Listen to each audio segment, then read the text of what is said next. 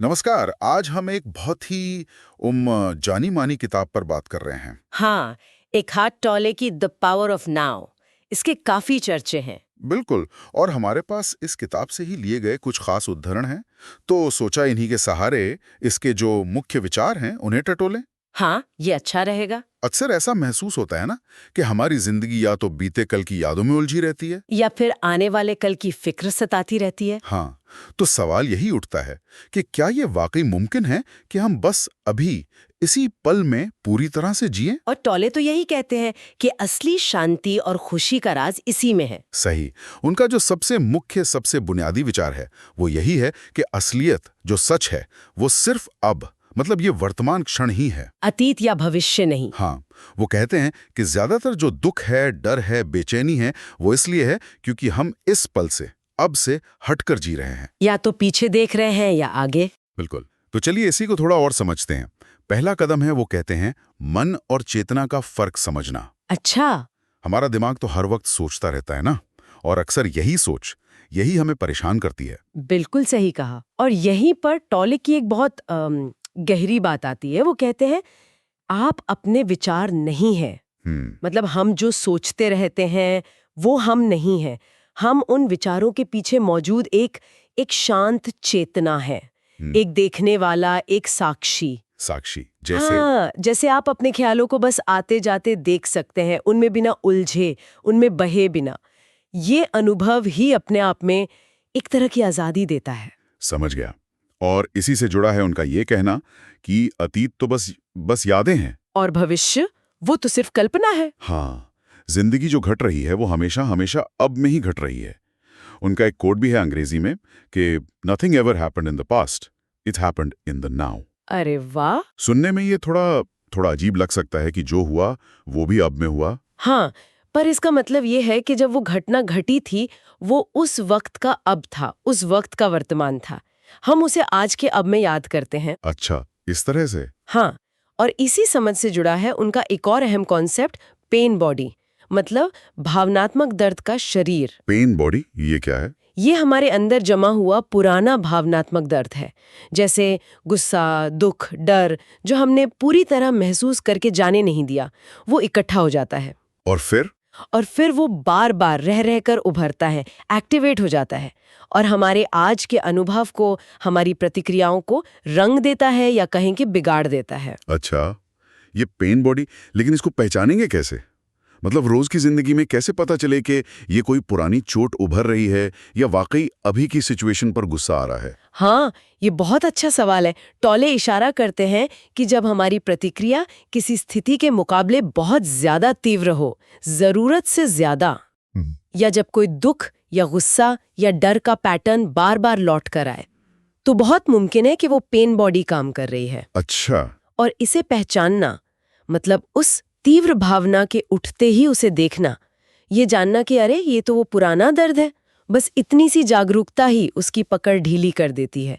ये समझना कि ये मेरा हिस्सा है, पर मैं सिर्फ यही नहीं हूं। ठीक है, ठीक है। तो विचारों से थोड़ी दूरी बनाना, पुराने दर्द यानी पेन बॉडी को पहचानना, और इसके बाद आता है प्रेजेंस, पूरी तरह से वर्तमान में मौजूद होना। जी। टॉले कहते हैं कि जब हम कोई भी काम करें, खाना खा रहे हों, चल रहे हों, किसी से बात कर रहे हों, और उसमें पूरी तरह मौजूद हों, तो उसमें एक अलग ही सुकून है, एक शक्ति है। ऐसा क्यों? क्योंकि जब आप पूरी तरह मौजूद होते हैं तो आपका मन जो है ना, वो अतीत और भविष्य की दौड़ भाग से हट जाता है। आप सीधे उस पल के अनुभव से जुड़ जाते हैं, बिना किसी फिल्टर के, बिना दिमाग के विश्लेषण के। और टॉले मानते हैं कि यही वो जगह है जहां हमारी असली शक्ति और शांति छिपी है। मतलब साधारण से काम में भी एक गहराई मिल सकती है। और फिर एक और बड़ा सिद्धांत है, स्वीकृति, एक्सेप्टेंस। टॉले का सूत्र है एक्सेप्ट देन एक्ट। पहले स्वीकार करो फिर कर्म करो। ये सुनने में कई बार थोड़ा निष्क्रिय सा लगता है कि क्या बस सब कुछ मान लें? हाँ, ये सवाल अक्सर उठता है। लेकिन टॉले की स्वीकृति का मतलब हार मान लेना या कुछ ना करना नहीं है। तो फिर क्या है? इसका मतलब है उस पल की जो सच्चाई है, जो हकीकत है, उसके प्रति अपने अंदर का जो विरोध है, जो लड़ाई है, उसे छोड़ देना। जो है सो है। अच्छा। जब आप अंदर से लड़ना बंद कर देते हैं तो मन शांत होता है, और फिर आप ज्यादा साफ देख पाते हैं कि अच्छा अब क्या करने की जरूरत है, कौन सा कदम उठाना सही रहेगा। समझ गया। मतलब ये अंदरूनी शांति के लिए है ताकि बाहरी एक्शन ज्यादा प्रभावी हो। बिल्कुल, ये कुछ वैसा ही है जैसा ध्यान में होता है ना। हाँ, विचारों को बस देखना, ऑब्जर्व द थिंकर, जैसा वो कहते हैं। जी, बिना जज किए, बिना पकड़े, बिना दबाए, बस एक दर्शक की तरह देखना। इससे अपने और अपने विचारों के बीच एक स्पेस बनता है, एक फासला। और इसी का शायद अगला पड़ाव है समर्पण, यानी सरेंडर। हाँ, समर्पण।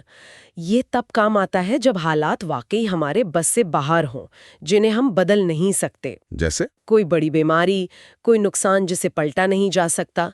तब बाहरी स्थिति से लड़ने के बजाय उसके प्रति जो हमारा अंदरूनी प्रतिरोध है, गुस्सा है, ऐसा क्यों हुआ वाला भाव है, उसे छोड़ देना। जैसा टॉले कहते हैं, surrender is the simple but profound wisdom of yielding to rather than opposing the flow of life. मतलब जीवन के प्रवाह के साथ बहना सीख लेना, उसके खिलाफ तैरने की कोशिश छोड़ देना। ये आसान नहीं लगता। बिल्कुल नहीं, पर टॉले कहते हैं कि इसी में गहरा सुकून और मुक्ति है, तनाव से मुक्ति। किताब या हमारे स्रोत कुछ बहुत ही प्रैक्टिकल सरल अभ्यास भी बताते हैं। हाँ बिल्कुल। जैसे अपनी सांस पर ध्यान देना, ये हमें फौरन वर्तमान में ले आता है। सही। जो भी काम कर रहे हैं उसमें पूरी तरह से डूब जाना, होश पूर्वक करना।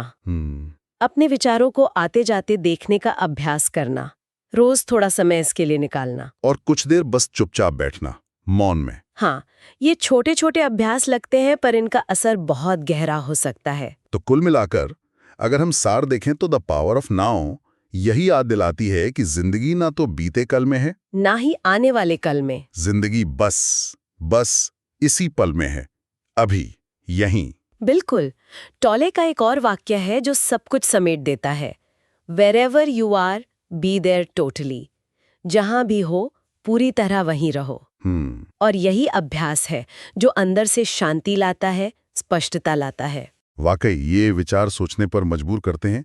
और जाते जाते एक सवाल मेरे मन में आ रहा है, शायद श्रोता भी इस पर सोचें। जरूर। अगर सिर्फ यही पल, ये वर्तमान क्षण ही असली हैं और हमारी जो पहचान है, मैं कौन हूं का भाव, वो काफी हद तक हमारी यादों, हमारे अतीत के अनुभवों से बनता है, तो फिर हमारी इस पहचान का क्या महत्व रह जाता है? ये बहुत गहरा सवाल है, सोचने लायक। बिल्कुल, इस पर विचार किया जा सकता है।